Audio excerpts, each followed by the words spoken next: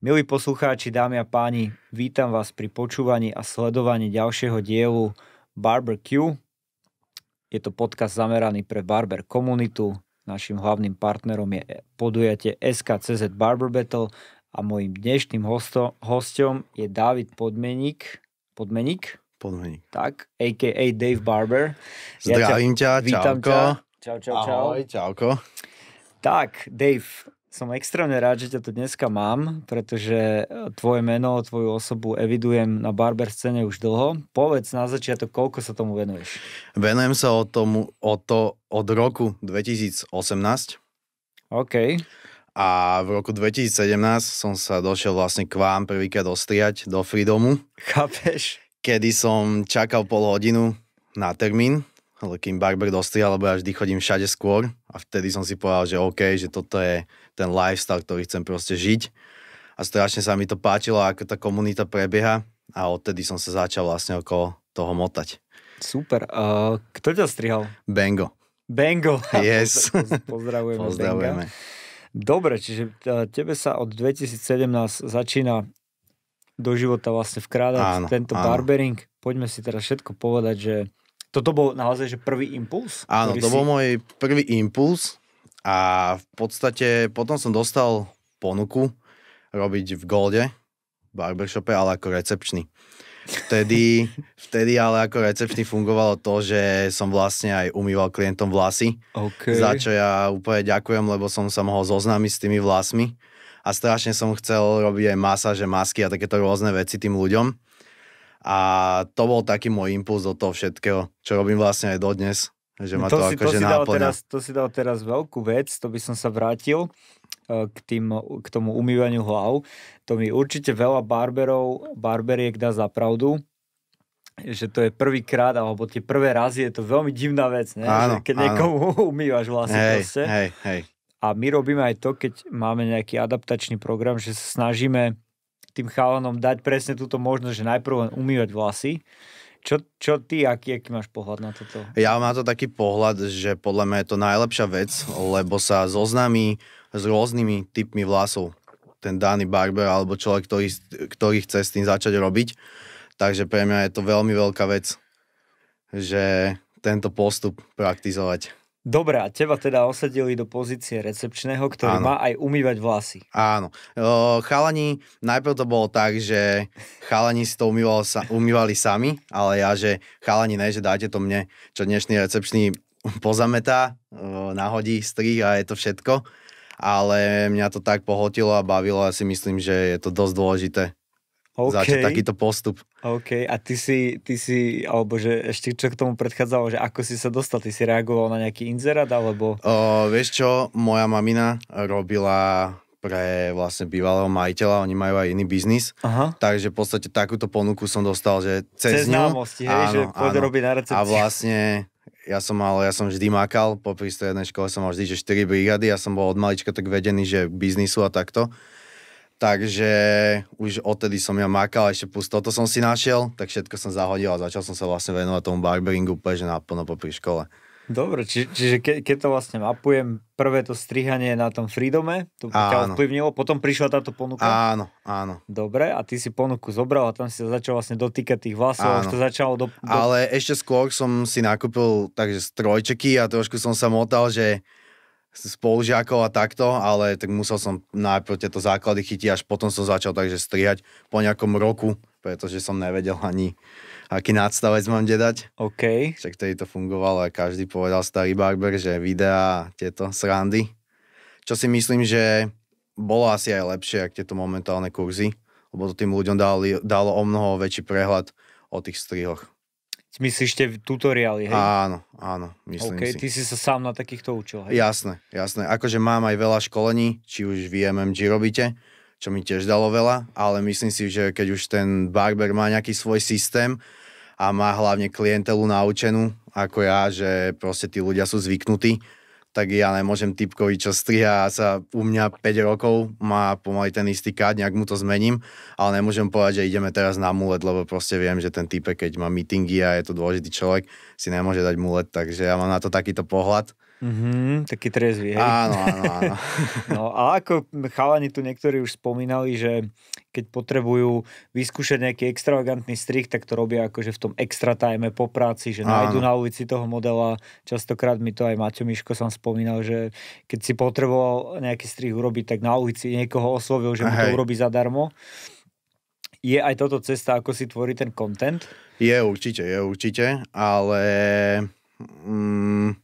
není to úplne môj štýl, tieto dlhé vlasy a takéto, akože priznám sa na rovinu, viem strihať aj dlhé vlasy, aj všetko, ale není to nejaká moja úplne šálka kávy. OK, tak tu sa dostávame aj k tej našej slávnej križovatke. Áno. Anglicko-Amerika. Áno. Kde si ty? Ja som, vieš čo, taká Amerika, ale naturálna. Aha. Takže v podstate pekný strih spraviť, nech ten chalan vyzerá, ak má, ale žiadne nejaké, že dofarbovačky alebo takéto veci, akože keď to niekto chce, alebo tak, že bradu, OK, myslím si, že je to, keď chce ten klient ten servis, tak mu to samozrejme spravím, ale že by som to ja nejako navrhoval. Vždy nejakú tú naturálnu cestu sa snažím vymyslieť. Dobre, tak určite všetkým odporúčam navštíviť Daveov Instagram, Dave Barber. Áno, ďakujem. Môžete si skontrolovať teda ten jeho rukopis, tú jeho kreativitu a ako to on uchopil. No, poďme teraz k tomu, kedy si skončil s umývaním vlasov.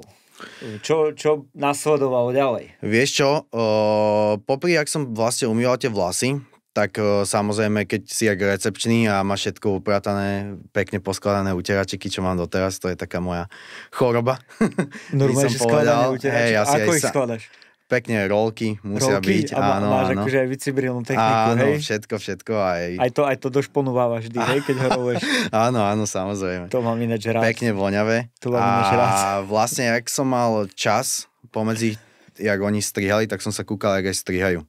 A veľa som sa vlastne naučil. No a to nikdy nezabudnem. Raz došiel jeden klient, tuším, vtedy sa strihalo na 8 posledný klient. No a všetci mali plno a všetci chalani, že OK, Dave, že ideš. Týpek proste sa strašne ponáhľal a povedal, že mu úplne jedno, kto ho striha.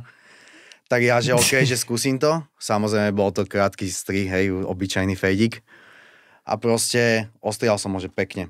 Samozrejme, chalani mi akože pomáhali s tým. A najväčšia sranda je tá, že jak som ho dostrihal, tak som mal na ďalší týždeň vyflované bukio. Jak to je možné? Normálne som začal proste strihať už vo veľkom. Hneď ti otvoril bukio. Že ideš na to. Okay. Že OK, že to dáš. No a samozrejme dával som mal také, že krátke vlasy zo začiatku, že nemal som nejaké nožničkové strihy, alebo mal som to tak, že to tak fungovalo, že mi ho strihali vrch, alebo čo vieš, vtedy sa to proste, to nebolo jak teraz, že tá kvalita musí byť úplne, že na 100% vtedy s tým každý by som povedal, že začínal. To boli také prvé 3 roky. Áno, a ten klient si myslím, že je to aj tak doteraz, že on vie, že je pekne ostrihaný, ale on nevie, jak má vyzerať, že úplne clean fade a takto. Takže v podstate na tomto som sa že vymakal na tom strihaní a je najdôležitejšia tá prax, si myslím, v tom živote najviac asi. To by sedelo to paretové pravidlo, hej, že 80/20. Áno, 20% úplne. Teória, 80% prax. A čo ťa pôvodne pritiahlo k tomu barberingu? Keby si mal si spomenúť na tú myšlienku, kedy si povedal, že ty kokos. Vieš čo, mne sa na tom strašne páči to, že ty máš také dobré porekadlo alebo príslovie, že sloboda znamená zodpovednosť. A ja si myslím, že táto práca dá človeku strašne veľa do života, či kontaktov, ale hlavne tak správne nastavenie v živote. Či už sa správať správne k financiám, ale naučí to človeka akože podľa mňa fakt veľa. Či už fakt tie kontakty, alebo... Počkaj, ak to mám povedať. Som išiel povedať, že naučí to človeka pýtať silové za podcasty. Áno. Dobre, to je náš interný joke. Áno. Okay. Ale viem, čo chceš presne povedať. Včera, neuveríš, som viedol takýto dialog. Vyskytala sa príležitosť v mojom živote. Tá príležitosť vždy nesie na tej druhej vlastne strane misiek problémy, ktoré treba vyriešiť. A včera som si akurát s naším kolegom s Toskanom sadol a hovorím mu, že kámo, ja mám, že 3 týždne sa iba rozprávam v kresle s ľuďmi, ktorých striham a za 3 týždne mám toľko kľúčov, jak tie veci vyriešiť. Jasné. Jasné. Toto je akože klobúk dole pre touto prácou. To je fakt, že mega Neuveriteľné. kámo. Akože ešte kontakty, že všetko si vieš vybaviť, to je fakt, že neuveriteľné. Tá hodinka v tom kresle, to je niečo úplne iné. Hej. Vieš, že minule som to s niekým porovnával. Je to iné ako masáž. Hej. Lebo spíš a je to iné ako zubár, lebo ten ti proste ubližuje. Vieš, ja si myslím, že to není ani o tom strihu, ale podľa mňa tá klientela si vždy nájde. Ty máš takú klientelu, jak si ty daný človek. Mm-hmm. Ja to proste Ty vidím. to priťahuješ. Hej, ale je to proste tak, že tak, jak si ty človek, takú máš klientelu. Dalo by sa vlastne povedať, že barber je ako keby taký filter. Áno. A keď si predstavíš, že koľko ľudí u teba za tvoj život už bolo a Presne. koľko ostalo, tak vlastne oni ako keby pretekli tí, čo nemali pri tebe byť. Podľa mňa. A hlavne úplná sranda je tá, že keď som strihal fakt, či v tom golde, alebo proste klasika doma, hej, tak to funguje. Ale robil som takú jednu zásadnú vec, že v živote som si z barbershopu nebral klientov ku mne domov. Pretože podľa mňa to si barberi neuvedomujú, a to kľudne tu môžeš nehať, ale podľa mňa to je najväčšia zápalka, akú si barber môže spraviť, pretože on dojde o tú klientelu, ktorú má v barbershope a tú klientelu nebude mať čas strihať doma, čo má barbershop, lebo to bude na ňo veľa. Takže podľa mňa, keď to chce niekto takto robiť, tak nech si nájde samostatnú klientelu, ak som si ju našiel ja. Mm-hmm. A v podstate mne tí ľudia, ktorí som mal v tom barbershope, ostali možno 2-3, ale proste tí klientov, ktorí som mal doma, tak tí všetci došli ku mne do barbershopu. OK. Takže takto to bolo u mňa.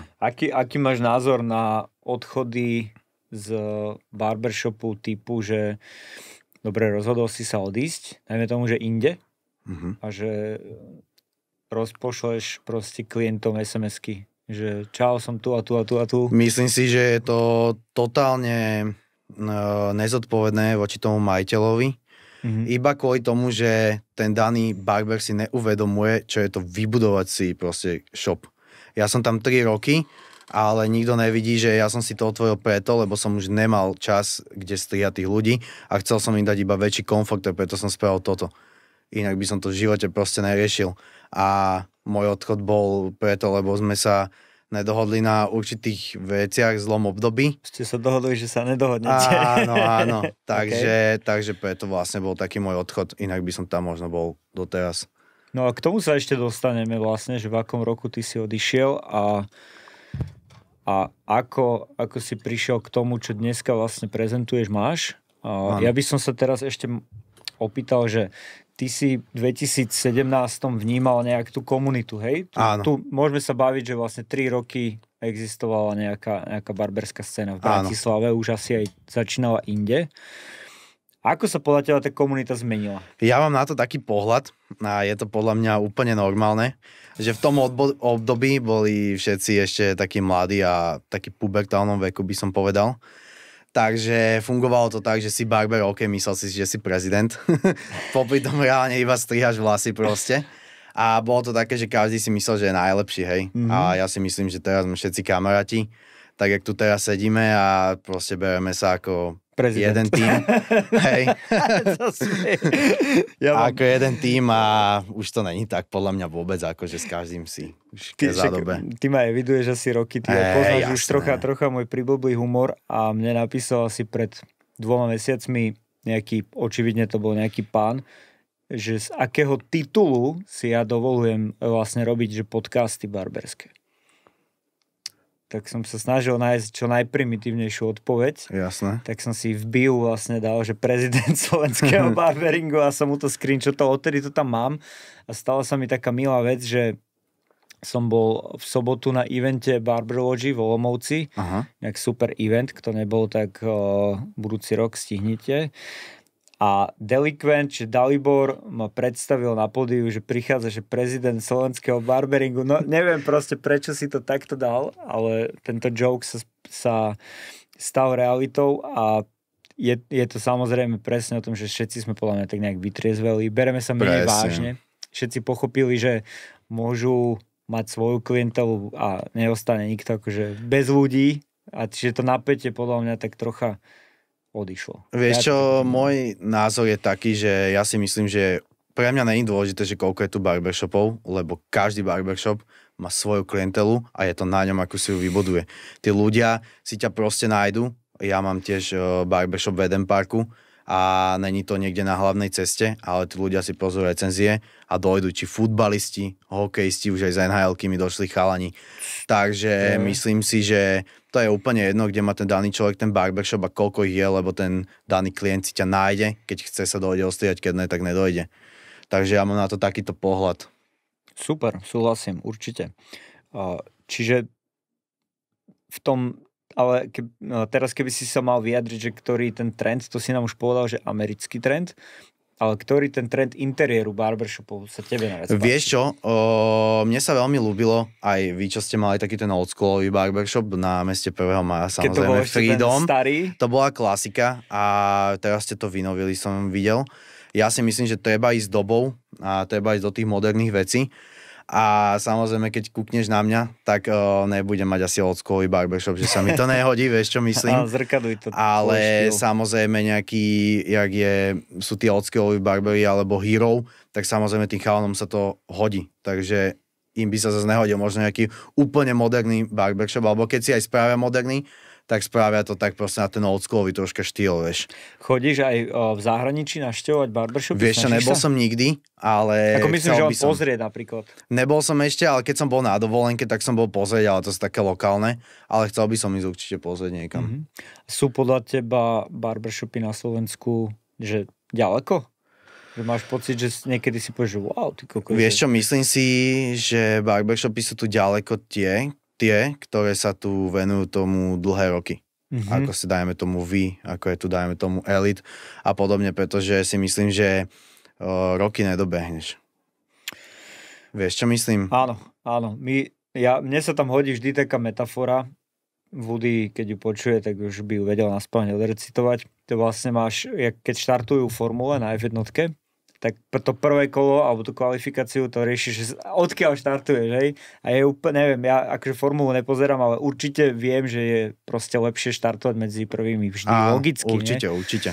Potom je tam menej roboty sa vlastne predrať, hej? Určite. A hlavne fyzika nepustí. Aj tá klientela si myslím, že už keď je veľa tých shopov a vieš, každý klient ide radšej k tomu, čo je dlho na trhu, ako keď si tu otvorí nejaký Číňan barbershop, vieš, tak myslím si, že potom to iba opravuješ, vieš, lebo oni nevedia, zamestnajú tam hocikoho.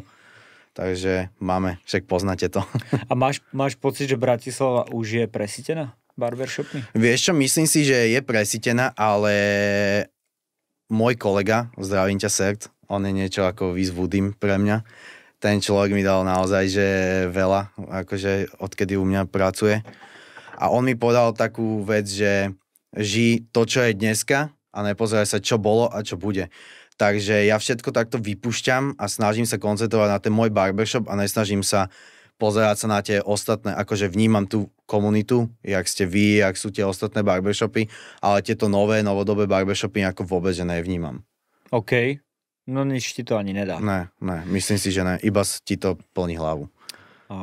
Daj nám z tvojho barbershopu konkrétne nejakú vtipnú príhodu. Vtipnú príhodu? Nemám momentálne nejakú z barbershopu, ale mám ešte, keď som strihoval doma. To nezabudnem doživotne. To je technicky tiež barbershop. Áno. Okay. Nezabudnem na to doživotne. Môžem to inak povedať, že v pohode, že doma. Nebude to také. Úplne kľudne. Hej.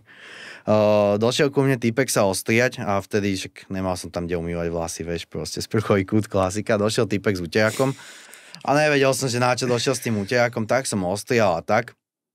No a on mi hovorí, že Bráško, že mám na teba takú otázku, že idem odtiaľto do práce a že hej, že akú? On, že počúvaj, že nestihol som dať doma sprchu, že nemohol by som sa u teba osprchovať. Kámo, to nezabudnem doživotne, to bola akože taká moja najväčšia spomienka. Normálne tvoje sprche si proste. Áno, chcel som nám že osprchovať. Tak čo už, no. Čavo si to zobral, že chce mať komfort. Áno. A máš nejakú, že bizarnú príhodu? Niečo, čo sa ti zastavil dých na chvíľu? Asi to sa mi stalo, už to fakt nechápem v dnešnej dobe, že typek, ktorý býva vlastne v Eden Parku, tam, kde mám barbershop, lebo však to je veľký komplex, vieš, a typek sa ostrial a urobil to 2-krát a normálne mi nezaplatil. A normálne ma pozdraví na ulici. Už niekoľkokrát som mu proste povedal, že mal zaplatiť za ten strih a on sa proste robí alebo to nevníma. Ja som taký človek, že ja som nekonfliktný, hej. Proste to som sa naučil úplne pri tejto práci, že musí sa tým ľuďom dostať do toho ich života, do tej ich hlavy. Takže nehal som to tak, keby som sa s ním mal hádať, poviem, že sa to ti karma vráti, ale stalo sa mi to už, no. Kámo, ale prečo ti proste nezaplatil? Neviem. Že čo povedal prvýkrát, že nemá pri Vieš, sebe? bol to cudzinec, bol to neviem, či náhodou na nejaký Turek alebo niečo takéto. Okay. A nepovedal vôbec nič, no sa tvári, keby sa nič nestalo. A odišiel proste. Odišiel, povedal, že donese peniaze a odišiel a nedonesol. A no ho stretávam proste, keď idem do jeden parku. Tak to je veľmi bizarné. No. Stalo sa aj nám, ale vždy tie prachy tam ten človek doniesol nejako. No. Toto je divné. Akože nemám problém, keď povie klient, ja som taký, že keď povie, že OK, že nemám tu, že nevedel som, že si mám vyťahnuť, lebo nemáme platbu kartou, že mám si vyťahnuť a nemám problém, nepýtam ani občiansky, ani nič, hej, lebo verím mu, že to donesie, ale tak nenapadne ťa, že ten človek ti to nedonesie, vieš. Už stalo sa. No. Keď sme tuto už krúžime pri tom tvojom barbershope, tak sa premiesnime vlastne na tej linke histórie z toho Goldu. Áno. Ako tie kroky smerovali, prečo práve tam, kde si a či si začal sám. Povedz nám nejak tento začiatok tejto kapitoly. Vieš čo, ja som skončil vlastne v Golde, no a vtedy bola korona. No a ja som si tak povedal, že keď skončila tieto pandémie a korona, že je najvyšší čas, mňa do toho dosť boostli aj rodičia do tohto a povedali, že proste, že na to máš, vieš, ja som dosť taký človek, čo si vie prerátať 1+1 v hlave. Takže v podstate po korone som hľadal priestory a bol, tuším, neviem, či ne tento taký, že najvoľnejší, lebo všetky tie priestory, každý chcel podnikať po tej korone, vieš, že sa to znova akože dajú tie štatistiky do plusu. No a našiel som tento priestor a padlo mi to proste do oka, lebo je tam taký fakt, že kľud. Mi to prípadalo, keby som bol, že doma, vieš. A je tam veľmi kľudné prostredie, je tam zeleň a hlavne som si povedal, že OK, že je to obrovský komplex, nič tam naokolo není, iba bol volakedy Roach na Bajkalskej, takže v podstate ja som bol od nich dosť ďaleko z druhej strany, vieš. No takže som to tam otvoril. Samozrejme na to idem o ulicu ďalej a to po roku ja som vôbec nevedel a typek si tam otvoril barbershop. Kto? Neviem, jak sa volá kamo, ale viem, že strihal. Čo bolo pri Harley, ten barbershop? Taká baba tam strihala, Andrea sa volá. No a typek si tam otvoril barbershop, ne? A ja sa opýtam, že kámo, že nejebe ti? Že však nevidíš, že som tu ja. Tak ja hľadám, ja som bol taký, že som sa proste snažil podľa tej histórii, že neviem, na koľko kilometrov mal byť barbershop vzdialený. Tak proste som si povedal, že OK, že je tam proste komunita, že neotvorím si vedľa nich, že nebudem kokot a bol tam voľný priestor a nespravil som to, čo na Bajkalskej je popiči mať priestor, hej. No a ja mu hovorím, že kámo, že vieš čo, nechápem, že ja tu mám nápis na celej ulici, že Day Barbershop a ty si vedľa mňa otvoríš shop. Ale on to má také, že jedno kreslo doma, a jak že sa to volá? Neviem ani, jak sa to volá vôbec. No, ale zabil. Vôbec. Ale mi vieš, čo na to povedal? Že ja som nevidel, že tu máš barbershop. OK. Tak ja, že dobre. No dobre, takže našiel si priestor, mindset bol jednoznačný, že vlastne ty si spomínal, že si z toho Goldu odišiel počas korony, tak? Áno, počas korony. Ste sa dohodli, že sa nedohodnete? Áno. A teraz, že čo? Bol si sám úplne? Bol som úplne sám, no a samozrejme, ja som veľmi šetrný v živote človek. Akože šetrný, že... Áno, čo sa týka finančne. OK, že nerozbiješ sa. Nie. Žiadne Louis Vuitton košele a tak. Okay.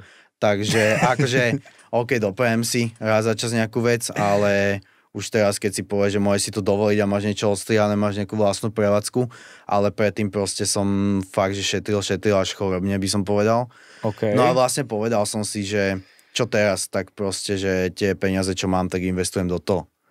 Takže vlastne, jak vy ste začali s 5 eurami, tak ja som si začal tak, že tiež nejako podobne, že úplne, že z nulou, ale vedel som proste, ničoho som sa nebal, lebo som mal rozbehnutú tú klientelu, takže ja som mal hneď, že plno, takže nejako som to rozbehol a sme tam 3 roky a môžem povedať, že je to úplne, že super. Koľko má, alebo takto, že odkiaľ pramení ten prístup k peniazom, to šetrenie? Lebo to je taká vec, že teraz to hovorím z pozície aj človeka, ktorý veľmi ľúbi rozbiť všetko a hlavne mám 60 chalanov cca okolo seba, vidím, že s tým majú problém. Tak keby si mal nejaký mindset, ktorý vieš zdieľať, že ako to funguje, to šetrenie podľa mňa, odkiaľ to máš sebe? Ja som taká stará škola a určite to robíš aj ty a veľa som si to zobral aj od teba, že je dôležité si zapisovať, čo kde kam dávaš. Je to veľmi dôležité a hlavne, keď vieš, že proste, ja neviem, zarobíš 2, treba si odložiť hneď z tej výplaty nejaké peniaze a povedať si, tých sa nedotknem, vieš. Proste aj 100-200 eur, ale proste sa to nazbiera za tie roky, vieš. Dobre. Takže ja si myslím, že toto je ten mindset, ktorému by mal človek pristupovať. To musím súhlasiť. Tá druhá vec, čo si spomínal, je, že neviem presne z aké knihy, určite mám aj pocit, že to je Najbohatší muž v Babylone, taká úplne úzučká kniha, ktorá vysvetľuje tú logiku, ale toto je, tuším, 4-hodinový pracovný týždeň v zmysle, že ten Timothy Ferris tam napísal, že prvý, kto musí byť vyplatený, si ty. Jasné. Čiže máš ako keby tých 2000 eur a prvý, kto má dostať platbu, si ty. Potom je pekár, potom je obuvník, potom je... Chápeme sa. Čiže ty si tých 200 dáš ako keby nábok a zapečetíš. A potom to chce brutálnu disciplínu, vlastne na to nešahať. Áno. A to veľa ľudí presne. Odkiaľ vybereš tú disciplínu? Vieš čo, tak som bol že naučený, pretože ja som bol z tých, čo keď som chodieval von do mesta a podobne, tak samozrejme nejsom nejaký milionár, čo sa narodil v milionárskej rodine. Takže tým, že som chodil na tie brigady a robil som či Subway, alebo som umýval v Grete vecka, keď to mám takto povedať. Takže som si vedel vážiť peniaze a keď si tam makal 10 hodín v noci a zarobil si proste pár eur na druhý deň, tak si rozmyslel, že či ich proste rozbiješ, alebo si ich proste nejako odložíš a investuješ ich niekam lepšie. Takže taký to bol môj mindset nadstavený. Že si vážil vlastne sám seba. Áno, presne. Podľa mňa je to veľmi dôležité a mám takú myšlienku, že človek, ktorý si nevie našetriť podľa mňa do 30-ky nejaké peniaze, tak už si nevie našetriť potom nikdy. Podľa mňa do 30-ky je ten správny taký time, kedy sa človek má nejako zabezpečiť a niečo si vytvoriť do toho života, pretože keď už to nedosiahne do tej 30-ky, tak potom už je neskoro, podľa mňa. Samozrejme, ak ten človek nemá nejaké plány do budúcna, že po 30-ke nejaký veľký biznis si otvorí alebo takto. Ale do tej 30-ky je veľmi dôležité, preto keď aj striham mladých chalanov a pýtam sa ich, že idú zbytočne na tie vysoké školy a nevedia čo v živote, tak im hovorím, že kámo, je to úplne zbytočné, nájdi si radšej niečo, čo ťa baví, alebo niečo si vymyslí, ako ísť proste do tej školy a zbytočne tam nemať peniaze a niekoľko rokov strátiť vlastne školou. Zaujímavé. Ja som prekvapený z toho, že ty si povedal, že si ťažko vydrel tie prachy, že preto ich vlastne ťažko míňaš. Áno. Že niektorí tí naši chlapci, podľa mňa fakt, že za tie prachy jasné, tvrdo, ale je to makačka, že dokážu ich akože pustiť, že strašidelným spôsobom. A potom ti povie, že a potom ti povie, že málo zarába, alebo niečo, ono to není málo, ale proste ten človek nepozná tú hodnotu tých peniazí, nevie si ich rozdeliť. No a tú prvú vec, čo si spomínal, teraz som opísal ten druhý vlastne segment, že vždy nech niečo odložiť pre seba, tú prvú vec, že zapisovať, to robím naozaj fakt 7 rokov sa to snažím, je to domáca aféra, keď si k tomu sadnem, tak vtedy si vlastne rozprúdime tú krv v žilách a vždy sa, nie že hádame, ale proste vieš, že krútim hlavou, lebo reálne človek si nepamätá, že v aké reštike bol pred 3 týždňami. Presne. A ty keď robíš ten svoj rozpočet, že to tam vpisuješ z toho internet bankingu, tak si povieš, že ty koko, že hentu, že takúto sa raketu za večeru. A čo o tom sme kedy boli. A tedy ťa ide akože rozdrapiť, vieš. Že... Je to tak. Ale to je pointa, že si to aspoň zapíšeš. Máš nejaký prehľad, že aj v tom Kováčovom grafe, že čo ide kam. Samozrejme, treba užiť si aj tie peniaze, ale s rozumom. Ne proste 3-krát za týždeň ich rozplieskať, ale ide sa nájsť a za víkend niekam drahšie. OK, to je zdravé a to som nepovedal, že nikam som nechodil ani tak, ale treba mať zdravý, podľa mňa, rozum na to celé. Ja hovorím, že nevedomosť je sladká. Áno. A keď iba míňaš a nevieš kam, tak si taký, že jak bábätko, čo sa každé ráno zobudí a nič si nepamätá. Hej? Potom nahliadnúť na ten tvoj rozpočet a stretnúť sa s realitou je pre mňa aspoň obohacujúce, že viem, že že prečo som proste toľko to prejazdil. Áno. A už si to vieš asi vyspájať, že dobre, však tak na budúce by som mohol ísť na bicykli 3 dní aspoň, vieš. No a tu sme ináč pri autách. ty si nemal predtým takú E-klasu? Áno, ja som mal E-klasu a kúpil som si novúčke, to je krásny to som model. si tiež sám videl, no to autičko. No, to povedz, čo to bolo? To som od Chrisa kúpoval to auto. Fakt? Áno, však pamätáš, on mal to strieborné, Chris Bránický. Ku Bengovi, čo sa chodil strihať. Okay. No, tak on vlastne od neho som kúpil to auto. No, to bolo čo za motor? To bola 220, to bola. To je to bolo super limuzína, auto. No. Ináč tento model Ečka, čo si mal ty, ja som taký E-milovník celkom a to je nádherné. Ja som chcel strašne vždy športové auto, tak potom som si povedal, že... A ty si teraz vlastne ho predal a kúpil kúpil som si nové, lebo som povedal, že do tých starých aut len vrážaš peniaze, proste to je najhoršia investícia. Tak to si zaplatíš na firmu a máš svatý pokoj. Na garánčku ideš a nič neriešiš. OK, a čo si zobral? Enko som si kúpil. Hyundai 30 to sú Enko. tie, čo strieľajú, keď zaspávam v noci, tak ma zobudia. Áno. Dobre, však športové auto treba určite mať.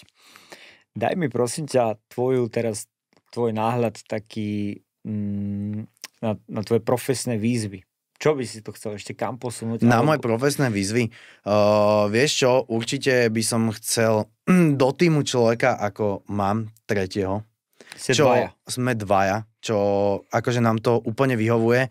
Hlavne my sme fakt, že jak bratia, ty kokos, takže nájsť niekoho do týmu je strašne ťažko. Mal som veľa pohovorov, ale mňa strašne odrádza to, keď mi daný barber len dojde do dverí a opýta sa, že koľko zarobí. Mm-hmm. Proste to je prvá vec, ktorá povie a končím. Proste podľa mňa je dôležité, aby ho zaujímalo to, že chodí tam tá klientela, jaký je vzťah medzi mnou a tým barberom, ako to tu funguje celé, ale tí chalani nemajú žiadny záujem, proste ich zaujíma len koľko zarobím. A to viem, že ten človek tam nevydrží. Lebo proste ja mu nemôžem zaručiť, že on bude mať plné bukio, tak ako ja som si to na začiatku nemohol zaručiť, musí si to každý vidieť sám, musí sa ten daný barber proste vedieť úplne predať. A keď ten človek sa nevie predať, tak to klientov v živote ma nebude a môže neviem, jak dobre strihať. Mm-hmm. Mal si aj tí dobrých barberov a vidíš, odišli alebo tak a vieš, že proste... Veľa chalanov to neprežilo. Presne tak. Reálne som videl to neprežiť ľudí. A hlavne dôležité je to, vedieť si to nadstaviť aj ten čas toho strihania. Tak ja strihávam niekedy aj od 7, predtým idem cvičiť, môj budíček je každý deň tak 5:20. Som tak nadstavený, idem cvičiť. Idem cvičiť v Chile. Keď mi napíše nejaký klient aj skôr, tak ostriam. Ja som taký zovievavý, že ja som typ človeka, keď mi napíše klient, že meška pol hodinu, že ja mu nepoviem, že tak otoď sa choď do piče s prepáčením, vieš, proste ja ostriam, lebo viem, že ten človek sa tiež ponáhľa, sú kolóny a podobne. OK, ja som človek, ktorý nikde nemeška, ale treba byť zovievavý a hlavne sú to tvoje peniaze, ktoré si treba vážiť, vieš. Mm-hmm. Takže ja mám k tomu takýto prístup. A viem, že aj keď som strihal v barbershope, tak sa mi to aj stalo, že došiel klient a poslali ho preč, čo proste ja nikdy nepochopím, jak to môže barber spraviť tomu klientovi, vieš. Lebo ten klient už poprvé ho strátiš a po druhé si nezarobil, takže si na ničom, chápeš? Na ničom si vôbec, iba si hodinu na telefóne zbytočné vlastne. Minus, no jasné. OK, zaujímavý pohľad možno pre tých, čo to počúvajú a nevedia sa ešte zaradiť, že ako pristupovať v takých situáciách, lebo no a povedz, že ako pristupuješ k tomu, keď ti niekto neohlásene nepríde? Vieš čo, samozrejme mám už naučený tak ľudí, že ja mám už tú klientelu takú, že sú to fakt, že hovorím takí vyšší ľudia, že nestriam, málo mám takých, že poviem to, že obyčajných ľudí, ktorí chodia do roboty. Mm-hmm. Takže takýto človek, keď mi to povie, tak je to OK, nevypýtam si od neho nejaké peniaze alebo tak, lebo viem, že ten človek mi vždy nechá navyše. Takže mi to blbé si od neho vypýtať. Že brácho, daj mi 10 € za termín. Mm-hmm. Ale keď to spraví nejaký chalan, ktorý sa, dajme tomu, neviem, večer ide do mesta a nedojde, že má opicu alebo čo, tak tomu poviem, že brácho, ale mal som termín, ktorý proste zbytočne som sedel, tak OK, tak to riešim tak, že mi dajú niečo navyše. Okay. Aby sa proste, ale z ich pohľadu naučili oni k tej zodpovednosti. Dávaš tam nejakú sankciu, to pri ďalšom termíne. Áno. OK, to je zaujímavé. A stáva sa ti to často? Vieš čo, nestáva sa mi to často, lebo ma chalani poznajú, že viem sa nasrať. Takže môžem ja povedať, že našťastie sa mi to nestáva nejako úplne, že často. Okay. Majú voči mne taký rešpekt a hlavne my so Sertom máme s tými klientami fakt, že kamarátsky vzťah. My ideme hocikam do mesta, do nejakého podniku, máme tam takého barmana, takže my väčšinou ani, že neplatíme, alebo proste máme to takto, vieš, že vybudované a fakt s tými klientami ideme, že sa aj zabaviť niekedy, takže máme s nimi fakt, že my sme tam taká komunita aj s tými ľuďmi, že je to fakt, že brutál, akože teším sa, že každý deň do práce úplne najviac. To je dielo, to je silné. Máme to naozaj, že... Nie, že ako často, ale koľko ľudí denne strihaš, koľko stoja tvoje služby? Vieš čo, denne striham niekedy už aj od 7 začínam a vždy končím o tej 6. Málo kedy sa stane, že zoberiem ešte aj o 6, ale niekedy sa podajú už teraz, lebo podľa mňa treba si aj oddychnúť, aby si zase nevyhorel, hej, však nerobíš to jeden deň. A naše služby stoja, strih stojí u nás 30 €, vlasy, brada, kombo 40. Taká klasika, ale samozrejme pozerám sa, ja vždy sledujem ostatné barbershopy a keď sa to nejako zvyšuje na nejakú danú tú sumu, tak už to potom zvyšujeme aj my. Napríklad vďaka vám sme aj my zazdvihli a vďaka ostatným barbershopom sme si povedali, že fúkamo, že oni tam majú plno a my tu strihame proste vieme strihať, vyskylení sme a strihame tu proste o 15 € menej, tak OK, asi to není dobré. A aj sme dvihli tie ceny, tak tí ľudia to ani že nepostrehli, vieš, proste zaplatia si tú kvalitu, takže to všetko ide hore. To nesedí s infláciou. V podstate takto, to, čo si povedal, ináč, rešpekt za to, že si to aj povedal, lebo má to viacej aspektov, môžeme sa k tomu potom vrátiť, že prečo by sme mali akože tú hladinu držať rovnakú cca a teda, ako pre komunitu to má pozitívny dopad, ale pointa je, že my sme si už uvedomili asi pred 4 rokmi, že keď príde z vedenia zvyšovanie cien, tak je tam nejaké obdobie 4 a 6 mesiacov, kedy sa dorovná vlastne trh, že naozaj tí ľudia to zvýšia. No a my sme urobili to, že sme zvýšili ceny o menej, ako bola inflácia. Čiže sme ani len nezohľadnili vlastne infláciu, čiže ešte stále to je podľa mňa pre toho človeka, že priateľné. Jasné. Tá suma za treba to zvyšovať tak, že... Keď si predstavím teraz taký, že úplne iný príklad, že taký remeselník, ktorý mi chodí vlastne pripravovať bazén na sezónu, tak bolo to, že 2021 to bolo, že 90 €, o rok to bolo, že 110, teraz to bolo, že 140, vieš, ale on akože musíš si uvedomiť, že tá medziročná inflácia je 13%, hej. Čiže keď stal strih 25, tak keď tam pribiješ nejakých 2,70, a my sme to ako keby znížili menej, že 25 € stalo strihanie v roku 2018, tak? Áno. A dneska je 2024, to je 6 rokov, a narastlo to na 5 €. To nevychádza. Hej. Čiže... A hlavne sa mi úplne páči, a toto ja neviem pochopiť ľudí, že ľudia, ktorí pracujú v tých službách, tak vedia úplne v pohode. Napríklad aj do reštiky, keď tam aj miniete 60 €, tak proste... Ostatní ľudia povedia, ty kokos, aké to je drahé, ale ty, jak človek, keď vieš, že všetko ide hore, tak to bereš úplne inak. Ale proste obyčajní ľudia toto nevedia a nevysvetlíš im to. Ty dvihneš tých 5 € a oni si myslia, že aby ty si sa mal lepšie, ale oni nevidia, že elektrika sa ti zvýšila o 50 €. Vieš, kde je problém, keď sa na to niekedy dívam, že všetko ide pochopiteľne hore. Hej. Ale ľudia sa vlastne sťažujú a sťažovať sa budú vždy, ale podľa mňa sa deje zádrhel v tých zamestnávateľoch, si myslím. Lebo pokaziť sa to môže celé to čertovo kolo len na tom, že všetko sa zvýši, čertové kolo ináč, iné myslím. Ten začarovaný kruh, sa opravím, ten začarovaný kruh sa môže pokaziť na tom, že všetko sa zvyšuje, akurát sa nezvyšujú vlastne príjmy. Hej. Ľudí, čo u nás nehrozí, lebo u nás sú ľudia platení väčšinou percentami. A keď rastie cena služby, tak rastie aj ich mzda. Presne tak. Čiže u nás sa barberi ako keby nesťažujú, ale viem si predstaviť, že kebyže pracujem v nejakej fabrike alebo firme alebo hocičo a chodím proste do obchodu a všetko je o 15% drahšie, ale môj plat sa nezmenil, tak som nasratý. Tak je to úplne iné.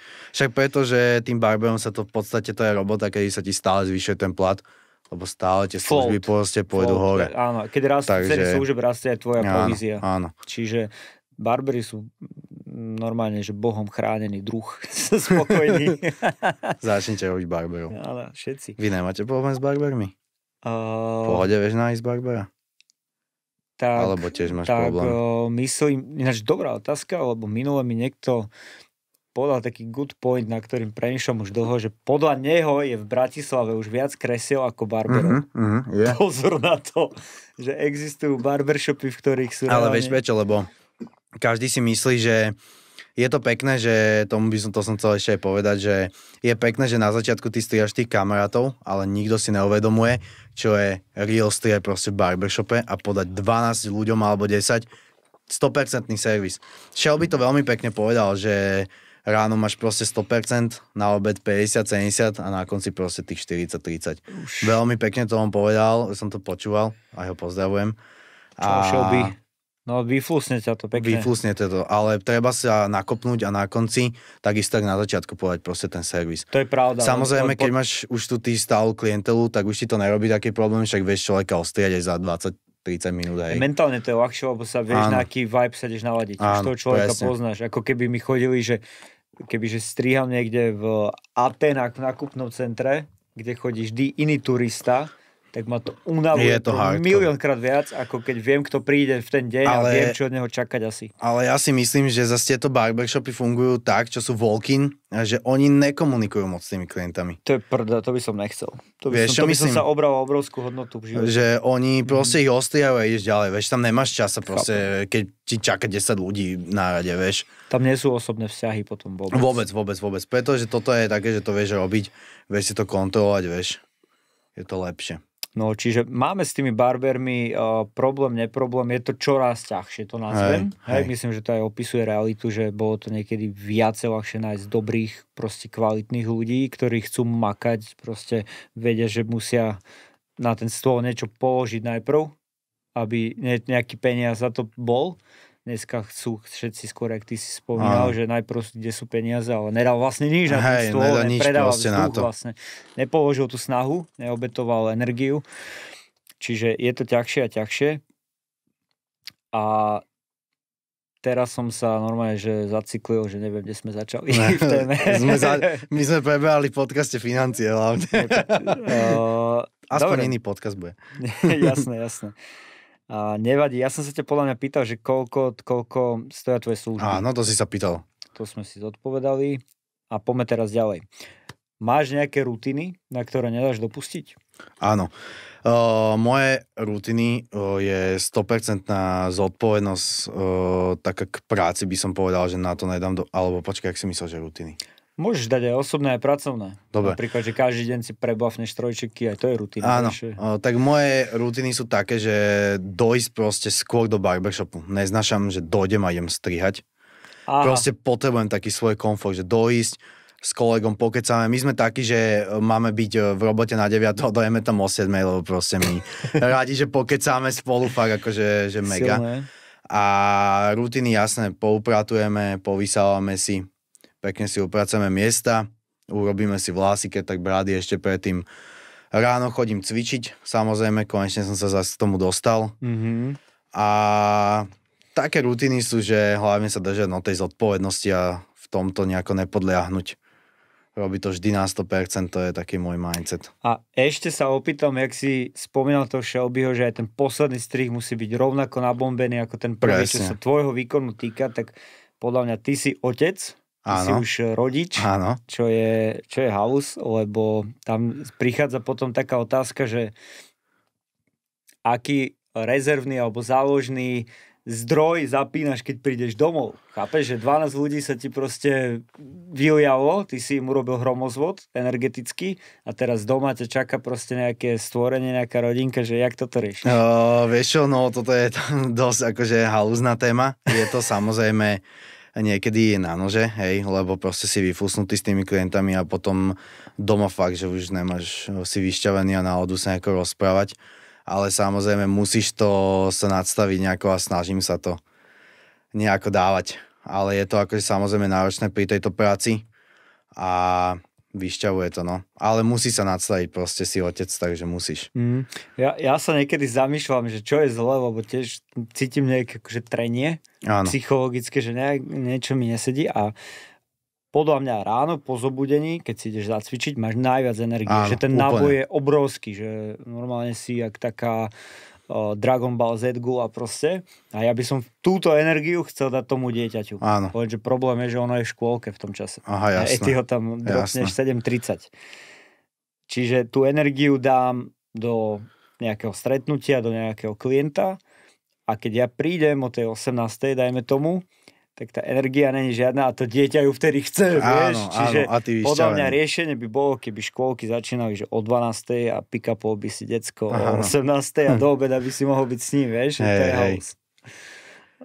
Ale to asi nepôjde. Učiteľky by s tým nesúhlasili. Zmeňte školský systém. Ako ty vidíš budúcnosť barberingu na Slovensku, že čo sa bude podľa teba s tým trhom diať? Vieš čo, ja si myslím, že veľmi tu začali barbershopy, som si všimol, robiť tieto školenia obrovské. A ja si myslím, že v budúcnosti sa tu budú diať také tiež, jak robí Lamonaka a podobne.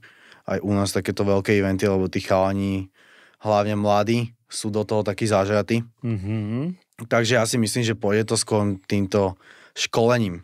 Tie barbershopy už si budú držať tú kvalitu, lebo však už si musia v dnešnej dobe, hej, tu podávať tú 100% kvalitu, ale myslím, že to bude týmito školeniami OK, že ten pokračovať. Bude sa to takto vyvíjať. Dobre. Ja ťa často vidím na akýchkoľvek akciách. Áno, myslím, že sa zúčastňuješ, čoho sa dá. Hej.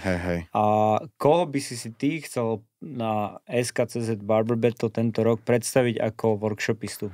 Vieš čo, pozrel by som si toho Kuba Janoša. OK. Téma takže zaujíma, lebo vyzerá byť, že úplne pohode typek, taký kľúďas. Tak jeho by som si asi že pozrel, že on je taký výskovný. A úplne, že zo zahraničia, že mimo Československa? Asi Lamonaku, na tom som asi nebol. OK. Toho by som si asi, že raz v živote chcel určite, že pozrieť. Aj keď to není, že úplne, že viem, že proste nemám ja čas na toto robiť, ale chcel by som to vidieť, že ak to funguje v tej ich sfére toho iného barberingu, ako u nás proste. Nejaký tvoj odkaz pre barberov, ktorí premýšľajú nastúpiť do barberského vlaku? Že je to určite super, ale treba to maximum a treba si veľmi zvážiť, že či ten človek je ochotný dať tomu takú dlhú cestu, že není to proste len na rok, je to fakt, že na dlhej trate. Takže takýto pohľad ja mám na to. Super, ja by som ti chcel veľmi pekne poďakovať. A ja ti ďakujem. V mene mňa aj všetkých poslucháčov, že si našiel dneska čas. Ďakujem. Za tvoje super insighty, čo sa týka financií. To podľa mňa bude veľa ľudí baviť.